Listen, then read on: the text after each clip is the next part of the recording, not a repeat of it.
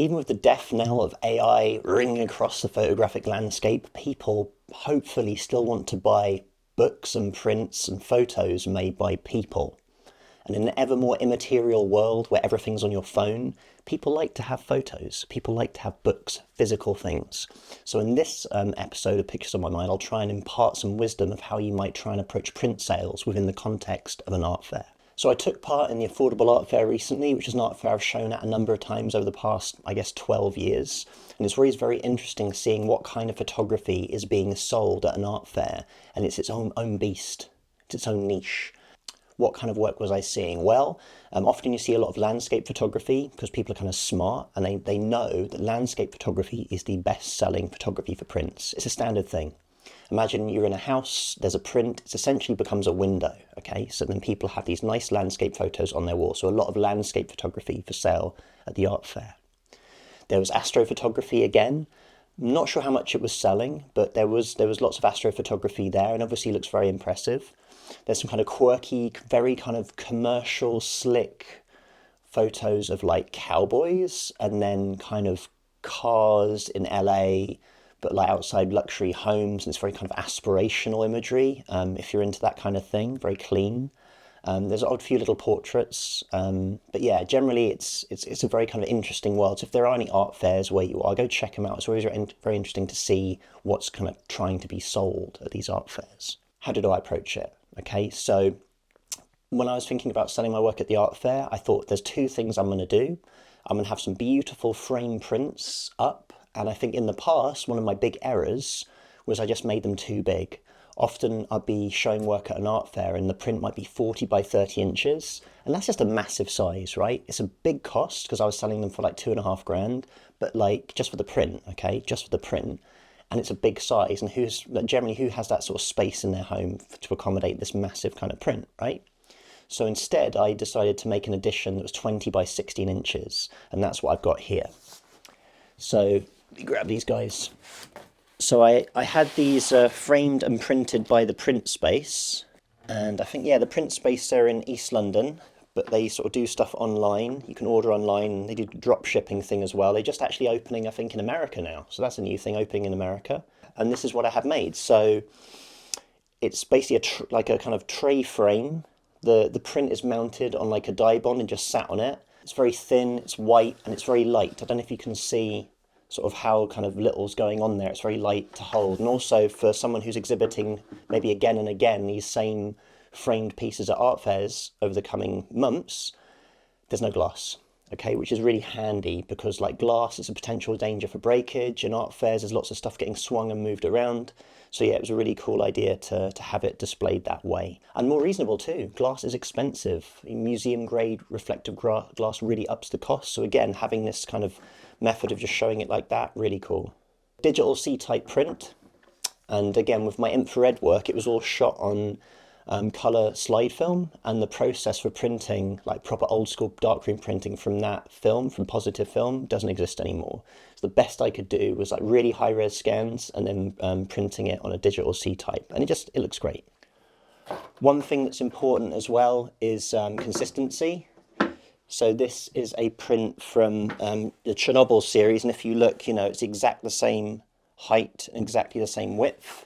So the idea is that these would be then hung up, and no matter how they were hung, if they were hung in a line, if they were hung in a row, just keeping those kind of lines straight. So it just works nicely together. Because you know what? At a smaller size, someone might not just buy one, they might buy two or three, and maybe make a grid. Some photographers literally sell work to be sold as a grid, and that's something else you might see at art fairs as well. You got to be super careful with these guys on the corners. One other thing that I did as well was I made some small window mounted prints. And again, it's just a nice thing because obviously some people will sell their photos in tubes, or if they're shipping them, they're all rolled up and it's a nightmare flattening them out. There's something quite nice just sort of selling them this way. And what this is that essentially this is a window mount. Shall I open one of these? Oh yeah, before I forget, I've made a mailing list. I'm giving these prints away at the end of the month. So at the end of April 2024, if you've signed up to my mailing list, I might post one of these to you. How's that? Yeah, not many people on the mailing list, so you got a pretty good shot of winning one of these bad boys, okay? So there we go. So in the back, I had a little piece of paper, which is the title of the piece, the description. So it says, Edward Thompson, The Red Forest Exclusion Zone, 2012, Chernobyl, Ukraine, Kodak Aerochrome Color Infrared Medium Format Film, Digital C-Type Print on Fuji Crystal Archive Paper, edition of 100, 8x10, okay? So yeah, so there you go. And what is it? Let's just do it. So essentially you can get these window mount kits online, or anywhere really, but I got mine online. They weren't too expensive, but you want to make sure they're good ones. And basically what you get is a back card, which is very thick, and you get a little window mount. And I've just kind of masking taped the corners in. Don't laugh guys, my handwriting is terrible. If anyone's got any good recs on calligraphy classes in Kent, I'm your man, get me there. But anyway, so yeah, this is my horrible signature, and I've written on the back 4 of 100, so I know that that's print 4 of the 100 edition. But we'll talk more about editioning later in the video. One thing before I forget that's kind of cool that I did, I don't know, some people don't like it, I like it. This is a record box, man. I picked this up on like Facebook Marketplace, and in the past, with my Texas work, can you see that? I had little like frame prints, just like to flick through, just flicking through. Now, when I was a student, I worked in a record shop, so I was flicking through CDs, I know, 90s, right? I was flicking through CDs a lot in my job, but I just thought it was fun for people flicking through. And what it meant also, going to the art fair, I had a really secure carry case to put all my prints in. So again, a really fun thing there. Maybe not so professional, but I thought it was kind of quirky and cool. And maybe you're going to do your things your way, not necessarily the super boring, dry, professional way, okay? There you go. For me on print sales, right, like, yeah, I've had a few little shows at some commercial galleries over the years and other places and bits and bobs, but never like, major commercial gallery, promoting my work to collectors, that kind of stuff. But I've still probably managed in total to probably clear about 35 grand or something, just like little topping up print sales over the years, which is great. Offices have had my work for like a couple of prints for 6 grand, which is amazing, of my infrared series. That's all kind of fun and games as well.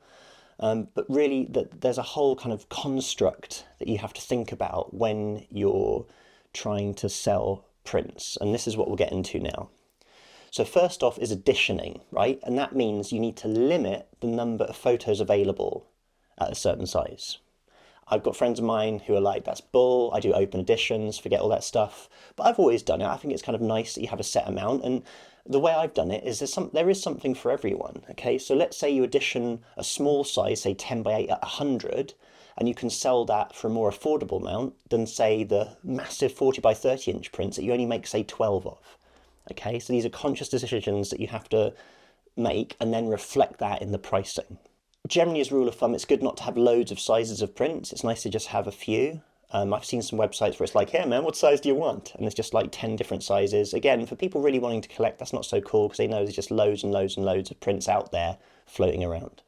Paper stock, again, I generally think about that dependent on the work. My lean-to is always kind of a luster, a slight matte finish.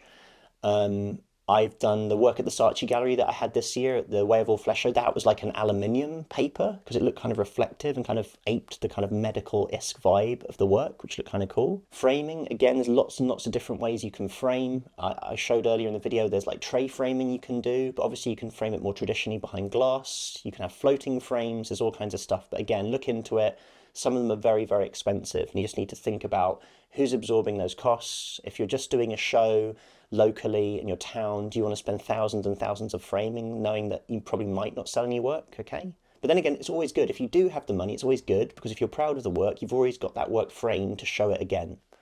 So it's one of those things I really struggled with coming up is like, you get a bit of funding. Unfortunately, you buy kind of habitat frames that were like rubbish kind of pinging clip frames just to save a bit of money because you needed to live. I hope that was helpful. What else? Oh yeah, Printspace. So the Printspace who I printed the stuff for the show, there's a link in the text, and I think it'll give you 50% off your first order, which is pretty cool. So get something decent, and I think I get to wet my beak a little bit on that as well. One thing I forgot to mention is the photographer Philip Toledano, if I'm pronouncing that correctly. He's been making a project with AI, which is now going to be a book. It's essentially like kind of alternative Americana. And a gallery is selling prints of that work at a coming art fair at Hampstead in London. They're pricing around 950 quid.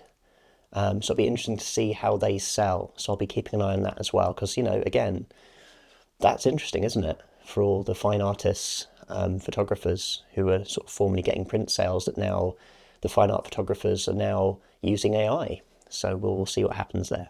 Well, I hope you enjoyed that. If you'd like to have some kind of tailored help for your photography, you can book a 1-to-1 tutorial slot with me via my website. There's a link probably in the text of the video somewhere. You can just Google Edward Thompson. And yeah, hopefully I'll be able to help you. And they are bloomin' reasonable. Crazy money, crazy money.